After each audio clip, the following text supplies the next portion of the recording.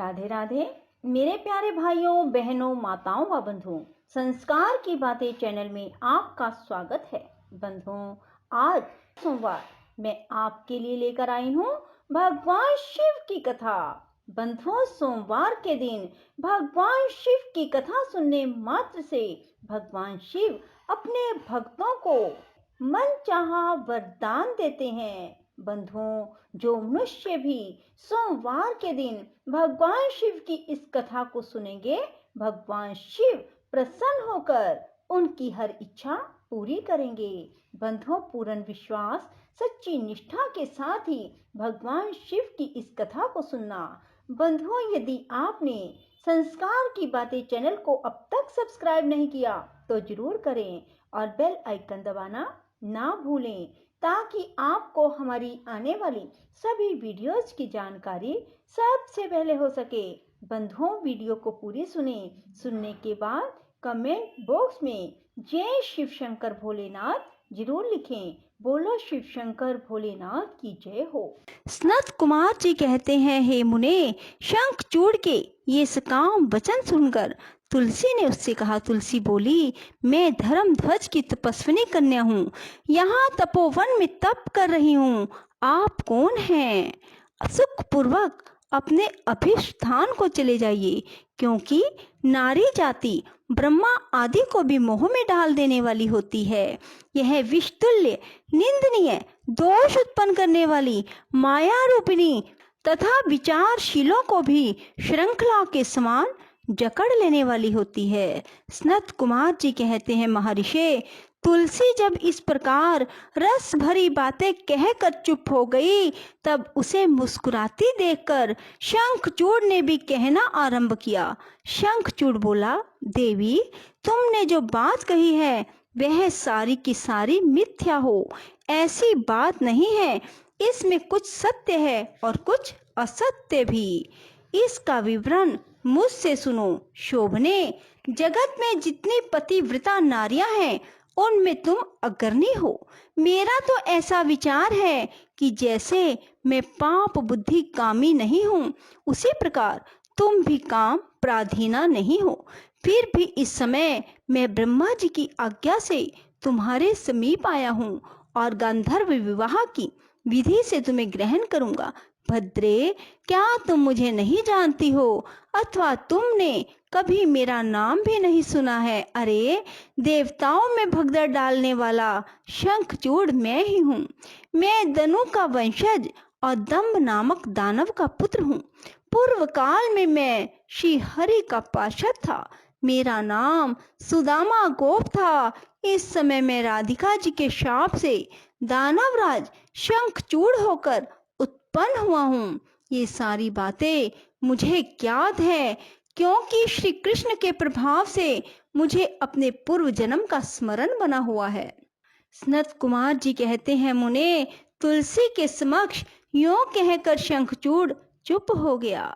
जब दानवराज ने आदर पूर्वक तुलसी से ऐसा सत्य वचन कहा, तब वह परम प्रसन्न हुई और मुस्कुरा कर कहने लगी।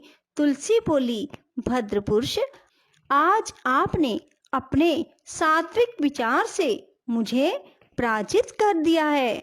जो पुरुष स्त्री द्वारा परास्त ना हो सके, वह संसार में धन्यवाद का पात्र है, क्योंकि जिसे स्त्री जीत लेती है वह पुरुष सदाचारी होते हुए भी सदा अपावन बना रहता है। देवता, पितृ और समस्त मानव उसकी निंदा करते हैं। जन्ना शौच तथा मरना शौच में, ब्राह्मण 10 दिनों में, क्षत्रिय 12 दिनों में और वैश्य 15 दिनों में शुद्ध हो जाता है, और शूद्र की शुद्धि 1 मास में हो जाती है। ऐसा वेद का अनुशासन है। परंतु स्त्री से पराजित हुआ पुरुष की शुद्धि चितादह के अतिरिक्त अन्य किसी प्रकार से भी संभव नहीं है। इसी कारण उसके पितर उसके द्वारा दिए गए पिंड तर्पण आदि को इच्छा पूर्वक ग्रहण नहीं करते। देवता भी उसके द्वारा अर्पित किए गए पुष्प फल आदि को स्वीकार नहीं करते। जिसका मन स्त्रियों द्वारा आहत हो जाता है, उसके ज्ञान, उत्तम तप, जप, होम, पूजन, विद्या और दान से क्या लाभ, अर्थात उसके सभी निष्फल हो जाते हैं। मैंने आपके विद्या, प्रभाव और ज्ञान की जानकारी के लिए ही आपकी परीक्षा ली है, क्योंकि कामने को चाहिए कि वह अपने मनोनीत कांत की परीक्षा करके ही उसे पति रूप में वरण करे। सनत कुमार जी कहते हैं, व्यास जी, जिस समय तुलसी यों वार्तालाप कर रही थी, उसी समय सृष्टिकर्ता ब्रह्मा वहां आए और कहने लगे, ब्रह्मा जी ने कहा, शंखचूड़, तुम इसके साथ क्या व्यर्थ में वाद विवाद कर रहे हो? तुम गांधर्व विवाह की विधि से इसका पानी ग्रहण करो, क्योंकि निश्चय ही तुम पुरुष रतन हो। यह सती साध्वी नारियों में रतन स्वरूपा है। ऐसी दशा में निपुणा का निपुण के साथ समागम गुणकारी ही होगा। फिर तुलसी की ओर लक्ष्य करके बोले, सती साध्वी तुलसी, तू ऐसे गुणवान कंत की क्या परीक्षा ले रही है? यह तो देवताओं, असुरों और दानवों का मान मर्दन करने वाला है। सुंदरी, तू इसके साथ संपूर्ण लोकों में सर्वदा उत्तम उत्तम स्थानों पर चिरकाल तक यथेष्ट विहार कर। शरीर अंत होने पर यह पुनः गोलोक में श्री कृष्ण को प्राप्त होगा और इसकी मृत्यु हो जाने पर तू भी वैकुंठ में चतुर्भुज भगवान को प्राप्त करेगी। सनत कुमार जी कहते हैं, मुने, इस प्रकार आशीर्वाद देकर ब्रह्मा अपने धाम को चले गए। तब दानव शंखचूड़ ने गंधर्व विवाह की विधि से तुलसी का पानी ग्रहण किया। यूं तुलसी के साथ विवाह करके वह अपने पिता के स्थान को चला गया और मनोरम भवन में उस रमणी के साथ विहार करने लगा। सनत कुमार जी कहते हैं, महर्षि, जब शंखचूड़ ने तप करके वर प्राप्त कर लिया और तब विवाहित होकर अपने घर लौट आया, तब दानवों और दैत्यों को बड़ी प्रसन्नता हुई। वे सभी असुर तुरंत ही अपने लोक से निकलकर अपने गुरु शुक्राचार्य को साथ ले दल बनाकर उनके निकट आए और विनय पूर्वक उन्हें प्रणाम करके अनेकों प्रकार से आदर प्रदर्शित करते हुए उसका स्तवन करने लगे। फिर उसे अपना तेजस्वी स्वामी मानकर अत्यंत प्रेम भाव से उसके पास खड़े हो गए। उधर दंभ कुमार शंखचूड़ ने भी अपने कुलगुरु शुक्राचार्य को आया हुआ देखकर बड़े आदर और भक्ति के साथ उन्हें साष्टांग प्रणाम किया। तदंतर गुरु शुक्राचार्य ने समस्त असुरों के साथ सलाह करके उसकी सम्मति से शंखचूड़ को दानवों और असुरों का अधिपति बना दिया। दंभपुत्र शंखचूड़ प्रतापी एवं वीर तो था ही, उस समय असुर राज्य पर अभिषिक्त होने के कारण वह असुरराज विशेष रूप से शोभा पाने लगा। तब उसने सहसा देवताओं पर आक्रमण करके वेग पूर्वक उनका संहार करना आरंभ किया।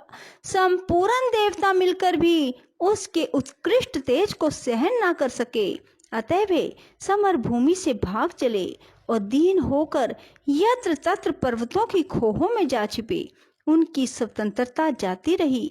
वे शंखचूड़ के वशवर्ती होने के कारण प्रभाहीन हो गए। इधर शूरवीर प्रतापी दंभ कुमार दानवराज शंखचूड़ ने भी संपूर्ण लोकों को जीतकर देवताओं का सारा अधिकार छीन लिया। वह त्रिलोकी को अपने अधीन करके संपूर्ण लोकों पर शासन करने लगा और स्वयं इंद्र बनकर सारे यज्ञ भागों को हड़पने लगा तथा अपनी शक्ति से कुबेर, सोम, सूर्य, अग्नि, यम और वायु आदि के अधिकारों का भी पालन करने लगा।